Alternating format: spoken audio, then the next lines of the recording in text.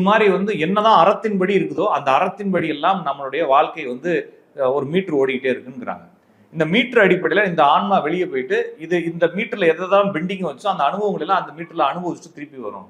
இது மாதிரி வந்து அது வாட்டுக்கு ஆன்மா டிராவல் ஆகிட்டே இருக்கும் அப்படின்னு நம்பிக்கை சொல்றாங்க. அப்ப நம்மளுடைய பாவ புண்ணிய கணக்குகளின்படி இந்த ஆன்மா வெளியேறி அடுத்ததுக்கு போகும். அந்த ஆன்மாவினுடைய அந்த வெளியேறக்கூடிய தன்மை இப்ப வந்து என்னன்னா, இப்ப நீங்க வந்து இங்க இருந்து கொடைக்கானல்ல போய் இறங்கிட்டீங்க. கொடைக்கானல்ல வந்து 7 ஸ்டார் ஹோட்டல் மட்டும்தான் அவைலபிளா இருக்கு.